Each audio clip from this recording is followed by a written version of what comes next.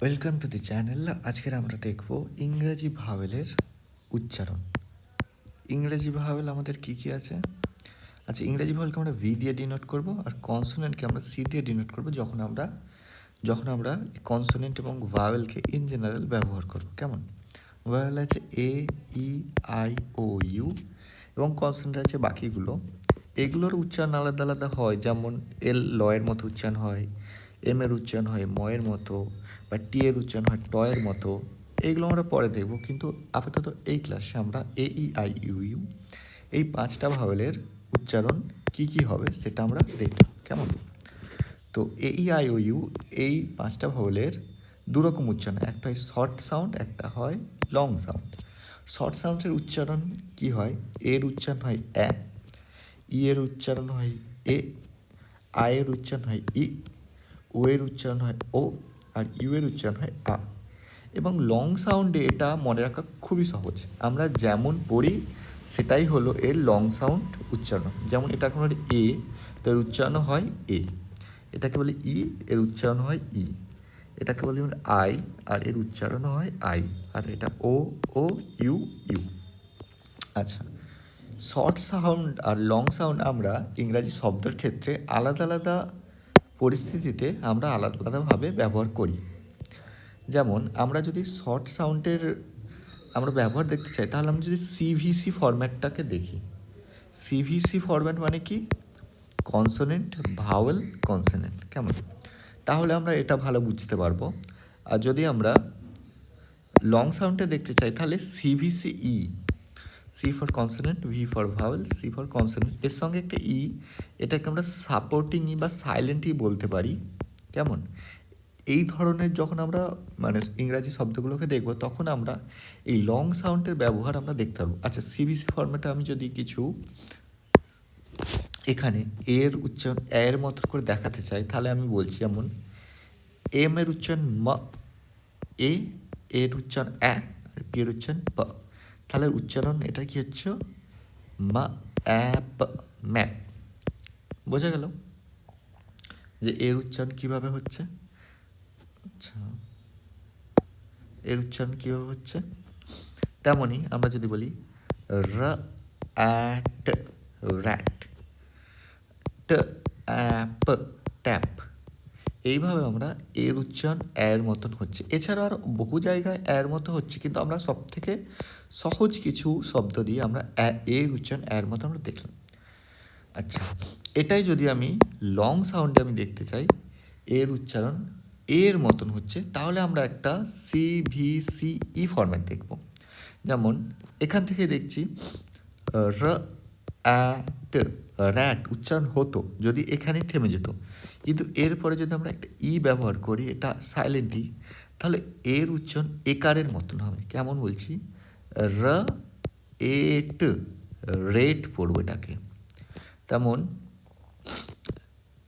Rate পড়বো এটাকে।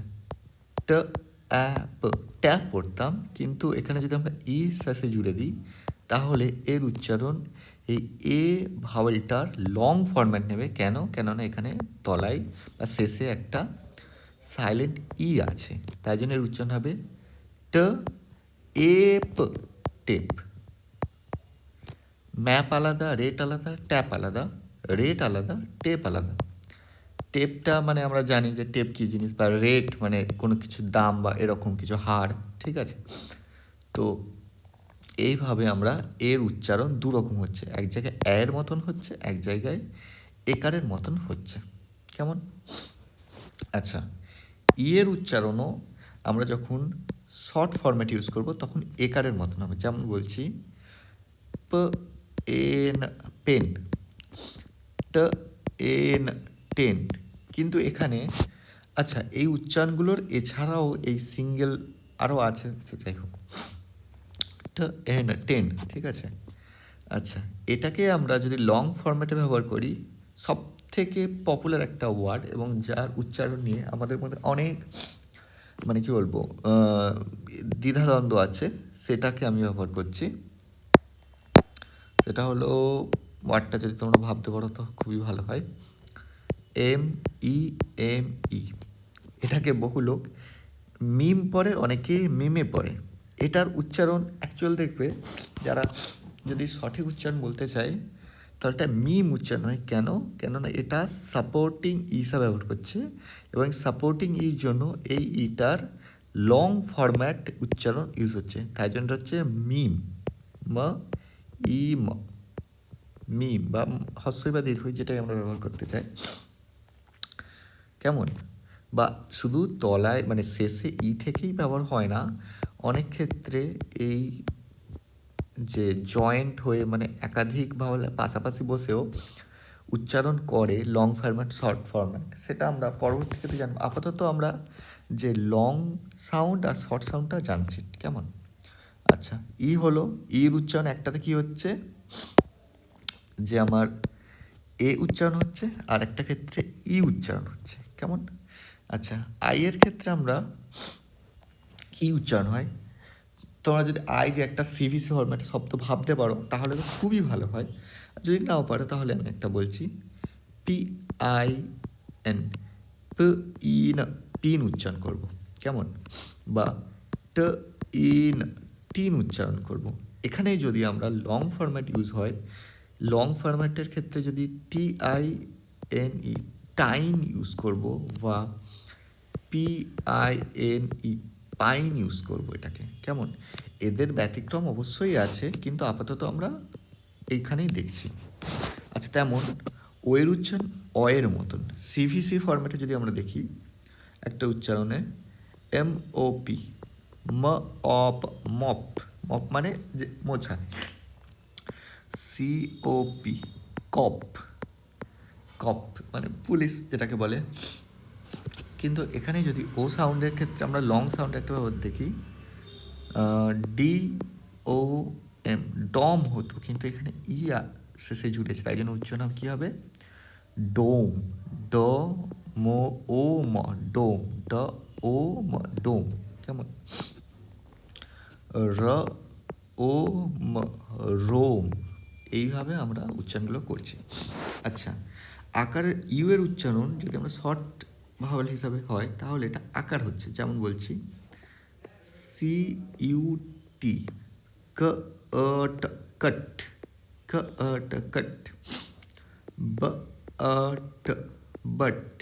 কেমন? আচ্ছা, এখানে যদি আমরা ইউ, আমরা এর শেষে ই ব্যবহার করে দিই, আমরা ই হচ্ছে কি হচ্ছে, এটার ইউ লং সাউন্ডটাকে আমরা ব্যবহার করছি। ক ইউট, কিউট, ম ইউট, মিউট। এখানে ইউ উচ্চারণ হচ্ছে, ইউ উচ্চারণ হচ্ছে, এখানে আকার উচ্চারণ হচ্ছে। এই মোটামুটি আমরা 5টা ভাওয়েলের যে short sound and long sound আমরা দেখলাম। এছাড়াও শর্ট সাউন্ড বা লং সাউন্ডের জন্য, যেমন এখানে আমি একটা উদাহরণ হয়তো দিচ্ছিলাম, হ্যাঁ, টিম, এরকম আরও অনেকভাবে উচ্চারণ করা যায়, কিন্তু এটা আমরা সবথেকে একটা সিম্পলেস্ট ফরম্যাটে যে একটা ভাওয়েলের দুরকম উচ্চারণ হয় সেইটা আমরা জাস্ট দেখলাম। কেমন? পরবর্তী ক্ষেত্রে আমরা আরও অনেক সাউন্ড দেখছি। আশা করি এই ভিডিও তোমাদের ভালো লাগলে চ্যানেলটিকে সাবস্ক্রাইব করো, যাতে আমরা বাংলা ভাষায় যে ইংরেজি উচ্চারণ বা ভাষাটার সম্বন্ধে আরও ভালো করে শিখতে পারি। তার জন্য thank you for listening. Bye by.